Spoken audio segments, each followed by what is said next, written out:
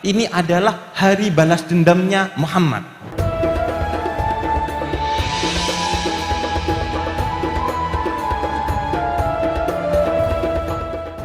Assalamualaikum warahmatullahi wabarakatuh. Alhamdulillah kita berkumpul di tempat yang mulia bersama orang-orang yang mulia dan dalam keadaan yang insya Allah mulia, diridhoi oleh Allah, direstui oleh Allah, disyafaati oleh Nabi Muhammad sallallahu alaihi wa ala alihi wasallam.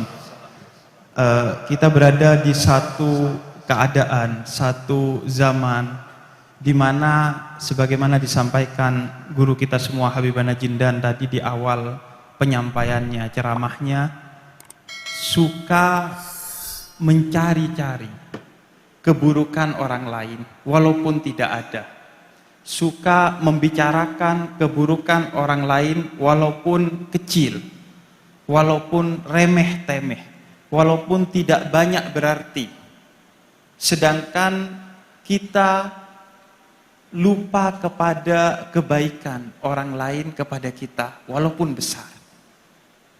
Padahal Nabi Muhammad sallallahu alaihi wasallam mengajarkan bahwa beliau itu selalu melupakan keburukan orang lain kepada diri beliau walaupun begitu besarnya, dan beliau selalu mengingat kebaikan orang lain kepada diri beliau walaupun begitu kecil dan remehnya bagi orang lain, tapi tidak ada yang kecil dari kebaikan itu di mata Nabi Muhammad, karena beliau diajari langsung oleh Allah Subhanahu wa taala, wa may ya'mal mithqala dzarratin khairan yarah.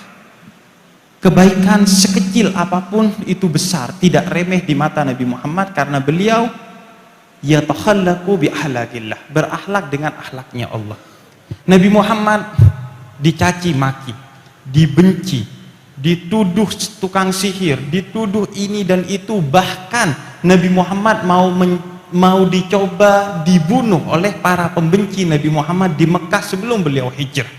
Namun ketika beliau kemudian kembali dari Madinah ke Mekah sebagai satu kekuatan yang besar untuk kemudian membuka kota Mekah, Fathum Mekah, beliau dituduh, dicurigai oleh sebagian orang hari itu akan menjadi hari balas dendamnya Nabi Muhammad, karena telah banyak kesakitan yang ditumpahkan oleh orang-orang kafir Mekah pada saat itu kepada Nabi Muhammad, sehingga mereka menduga hada yaumul malhamah, ini adalah hari balas dendamnya Muhammad. Tapi Nabi katakan la hada yaumul marhamah, ini adalah hari kasih sayang, tidak ada dendam. Nabi Muhammad bahkan tidak pernah mengingat keburukan orang lain sebesar apapun kepada dirinya, dilupakan oleh Nabi. Namun yang selalu diingat oleh Nabi Muhammad adalah kebaikan orang lain walaupun begitu kecil, tidak pernah remeh di mata, di pikiran dan di hati Nabi Muhammad, sebagaimana diajarkan oleh Allah secara langsung kepada Nabi Muhammad. Gak ada yang kecil dari kebaikan. Ya'riful jamil, beliau adalah seorang yang mengetahui dan mengganjar seberapa kecil pun kebaikan orang lain kepada beliau. Sehingga dalam satu riwayat dalam Sahihul Bukhari wal Muslim, ada seorang hitam perempuan bernama Ummu Mahjan. Ummu Mahjan suka mengumpulkan sampah di sekitaran masjidnya Nabi Muhammad sebagai bentuk khidmat beliau kepada Nabi Muhammad, sebagai bentuk kecintaan beliau kepada Nabi Muhammad, akhlaknya, ajarannya, sunnahnya dan segala yang bersanding dengan Nabi Muhammad.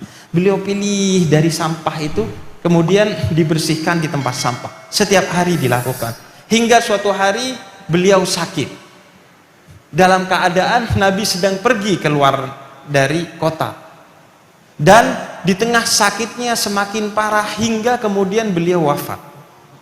Ketika Nabi Muhammad kembali ke Madinah, maka didapati Nabi Muhammad bertanya tentang mana Ummu Mahjan, seorang hitam yang selalu membersihkan masjidku.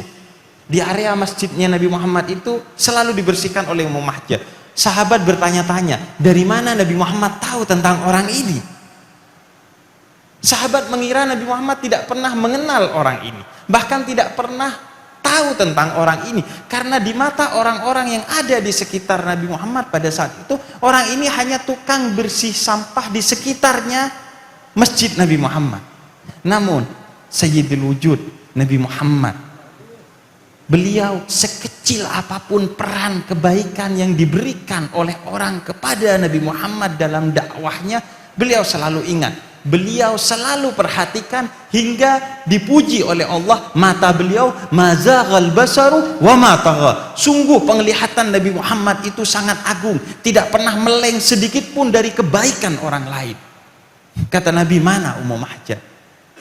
Ia telah wafat wahai Nabi. Ia wafat ketika engkau di luar kota. Kemudian kata Nabi, kenapa engkau tidak buru-buru mengatakan kepadaku tentang kabar wafatnya Ummu Mahjan ini? Kemudian kata para sahabat, iya wahai Nabi, karena ia bagi orang-orang di sekitar kita dianggap seseorang yang baik, tapi ya orang biasa karena hanya pengumpul sampah di sekitar masjidnya Nabi Muhammad. Enggak, kata Nabi, tidak ada yang biasa dari kebaikan sekecil apapun yang diberikan di jalan Allah. Semua dihitung jihad sekecil apapun di jalan Allah. Sehingga kata Nabi, antarkan aku ke makamnya Ummu Mahjan.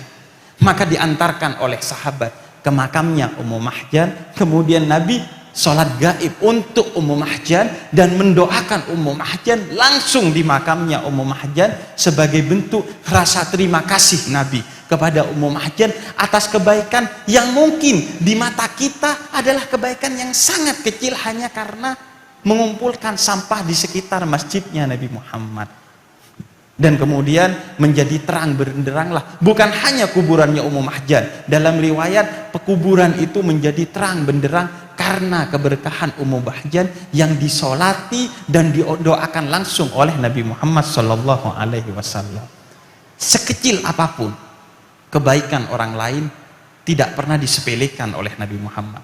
Selalu cekat di pikiran Nabi Muhammad, selalu ada di hatinya Nabi Muhammad, tidak pernah dilupakan. Dan sebesar apapun keburukan orang lain, tidak pernah sedikit pun masuk ke pikiran Nabi Muhammad, masuk ke hatinya Nabi Muhammad, atau diucapkan oleh lisannya Nabi Muhammad. Bahkan seolah-olah beliau buta kepada keburukan yang pernah dilakukan oleh orang lain kepada beliau.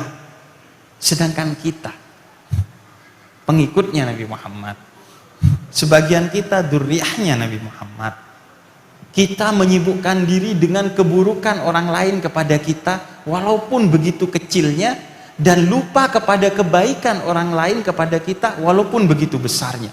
Orang telah melakukan 9 kebaikan kepada kita, sekali dia khilaf melakukan keburukan kepada kita, yang kita ingat keburukannya. Oh, fulan buruk karena pernah begini sama saya, padahal dia sudah pernah memberikan kebaikan yang begitu banyak kepada kita. Ya'riful jamil, mengetahui kebaikannya orang lain, membalas kebaikannya orang lain adalah akhlak Nabi Muhammad yang akan kita pelajari pada malam hari ini. Sebagaimana akhlaknya Allah, di mana Allah katakan dalam Al-Quran, tidak ada kata syukur dari engkau kecuali akan aku tambah. La in syakartum la azidannakum. Setiap kamu melakukan kebaikan kepadaku, aku akan balas dengan ribuan nikmat dariku. Sebagaimana Nabi Muhammad, setiap engkau bersalam dan salawat kepadaku, aku diutus oleh Allah untuk menjawab salam kalian 10 kali dan salawat kalian 10 kali kepada kalian sebagai keberkahan. Umatnya Nabi Muhammad adalah orang yang selalu ingat kepada kebaikan orang lain sekecil apapun dan berupaya membalas sebanyak-banyaknya, sebesar-besarnya, dan lupa kepada keburukan orang lain, begitupun keburukan itu besar, karena kita hidup dalam cinta sebagaimana hidupnya Nabi Muhammad yang tidak dimiliki kecuali cinta kepada Allah, kepada para nabi, para rasul, kepada para sahabatnya, kepada keluarganya, kepada umatnya, dan bahkan kepada musuh-musuhnya. Kita akan belajar pada malam hari ini untuk mencintai siapa saja dengan selalu mengingat-ingat kebaikannya walaupun kecil. Sebagaimana Nabi Musa ngelihat binatang bangkai sudah jelek, semua bilang, oh ini buruk binatang ini karena udah jadi bangkai, oh ini begini dan begitu. Kemudian kata Nabi Musa, enggak, kalian lihat, giginya itu putih sekali, begitu indahnya. Ciri seorang mukmin adalah selalu melihat kebaikan orang lain walaupun begitu kecilnya. Hada minni wa nafu minkum habib. Wassalamualaikum warahmatullahi wabarakatuh.